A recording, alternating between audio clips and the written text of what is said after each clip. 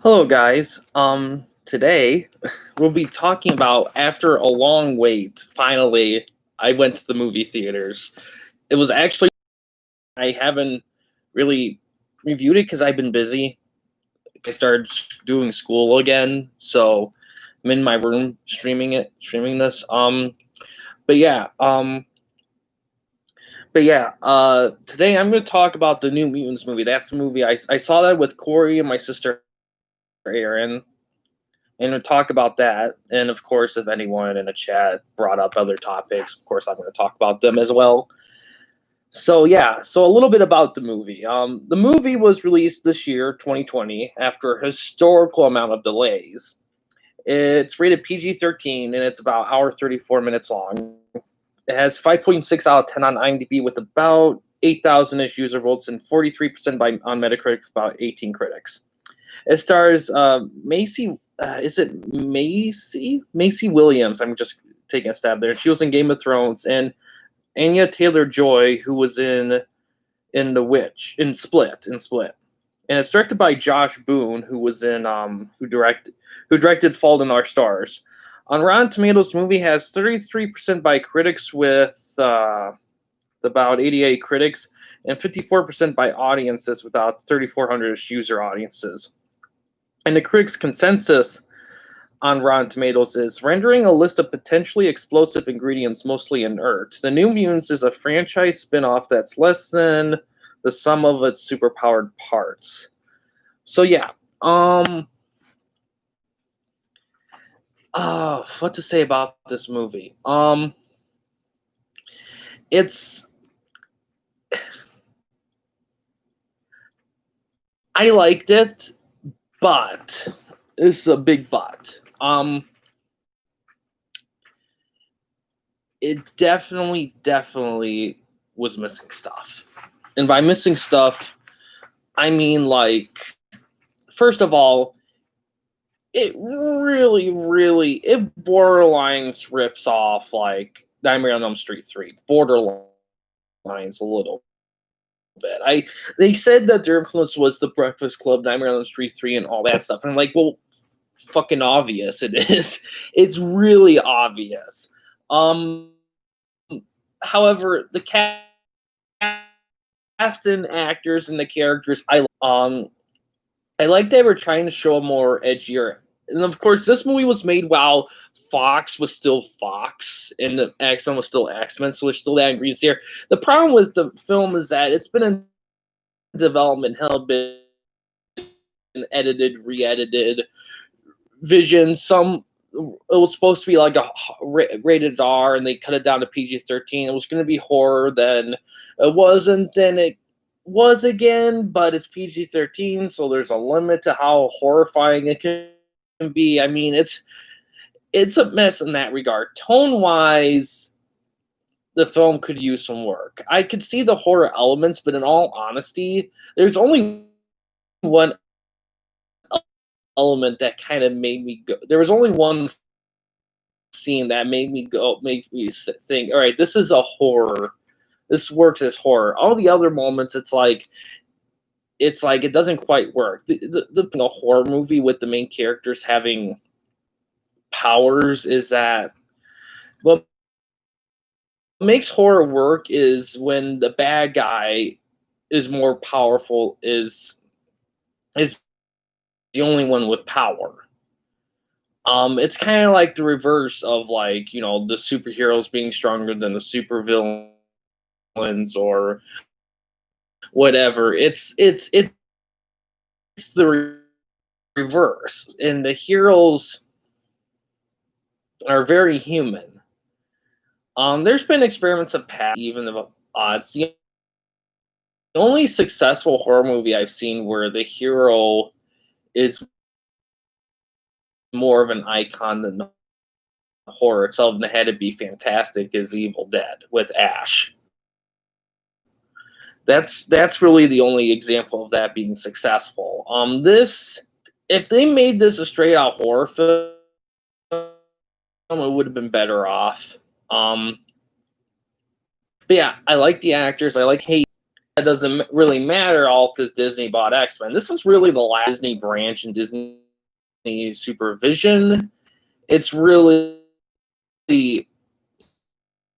more in the Fox family.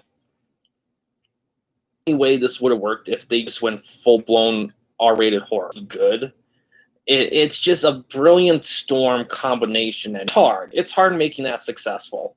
And yeah, it's a movie like this to do, because it's like I said, it's just that combination. They just couldn't get it right. But yeah, and it would have been nice. Another thing with the film is that the film doesn't really have, like, there's a bad guy, but it's, there's times in the film where I wondered where they were going. Like there. And here's the part that really gets me. Is that at first I'm like, okay, this kind of, and this ingredient starts happening, and the bad ingredient, the part of the bad thing. And that's when I'm like, oh my god, they're really ripping off Nightmare on Elm Street 3. They are very, and that's the thing. The difference between the two, though, what made Nightmare on Elm Street 3 so good was that it was R-rated.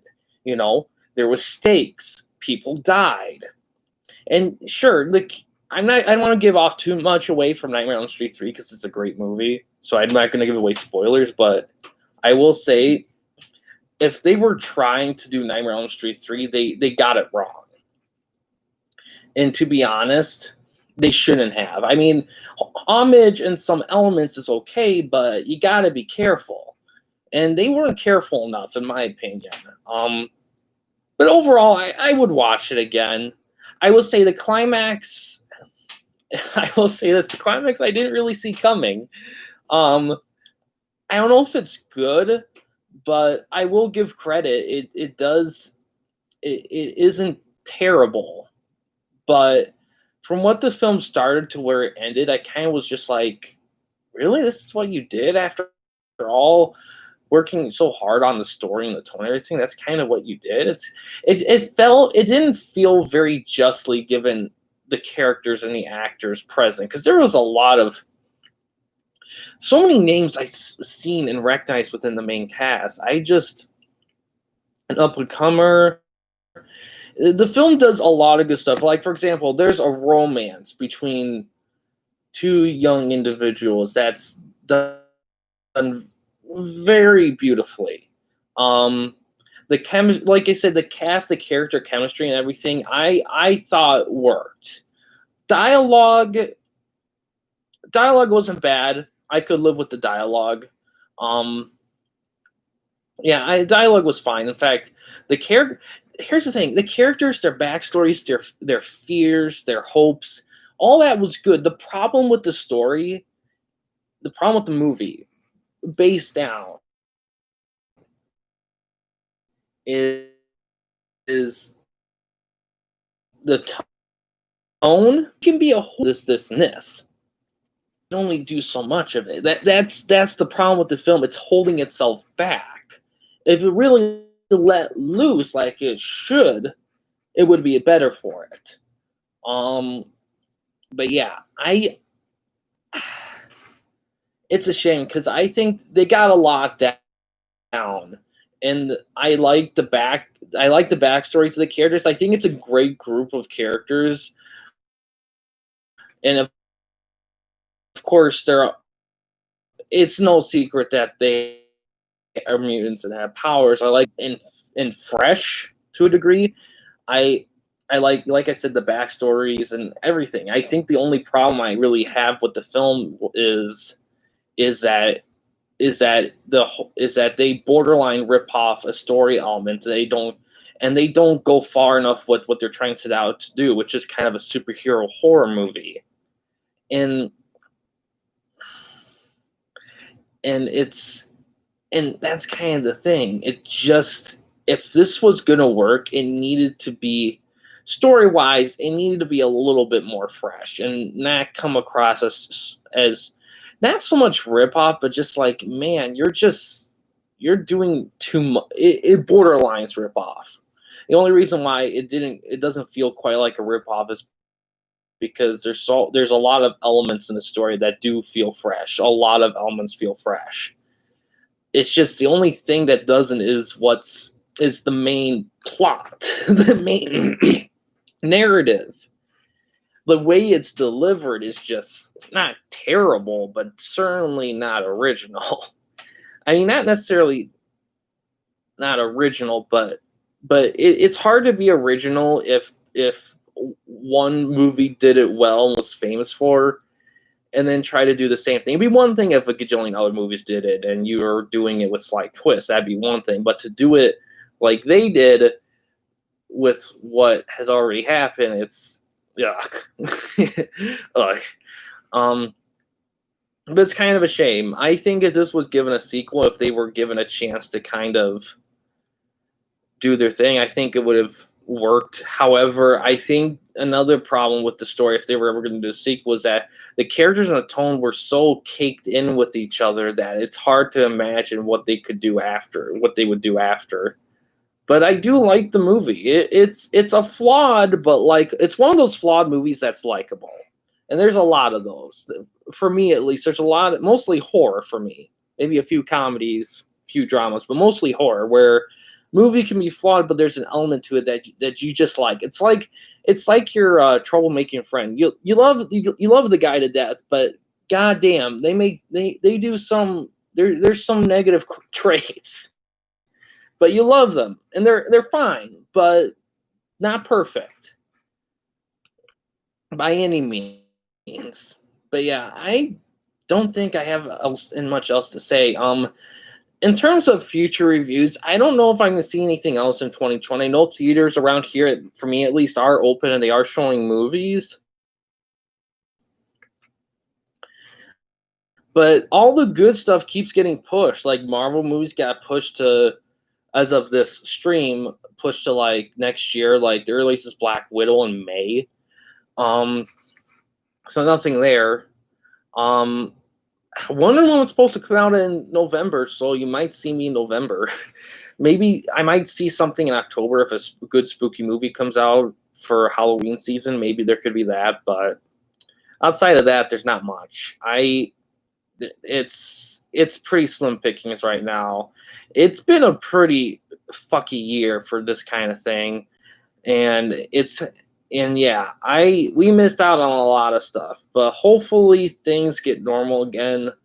And yeah, I don't know how much more, but this is gonna still keep going. But yeah, guys, that's all I gotta say. It's a fine movie. It's still in theaters. Check it out. I did notice that we pop up to two. Yeah, two. In case you just popped in, I mostly said what I thought about the movie earlier in the video. So if you're curious on that element, feel free to check it out like after the stream so you can watch it from the beginning.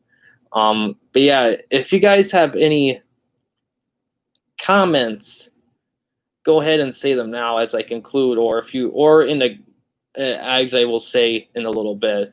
But yeah, I think it's worth a watch at least once. I mean, it's been through so much, and it's kind of the last Fox X-Men mutant movie, so it's worth at least one watch given that regard. And to be honest, I am curious on other people's opinion of the movie, because the way they may word it may be the way I'm trying to word it. But it's sometimes some movies it's tricky to review without giving away stuff, and I try to avoid that because it's, for the most part, just because I like people coming in with as fresh as an experience as possible while still having an idea of what they're getting into. But yeah, so if you guys don't have anything to say, I'm gonna end it here. But yeah, thanks for watching, guys. In case you want to chat with me, Mike, or anyone else at the company, you don't want to use the YouTube comment section, we do have a Discord channel. You can find a link to that channel in the About page / About section of our YouTube channel. And yeah, thanks for watching. Please subscribe and like the videos, and have a good day.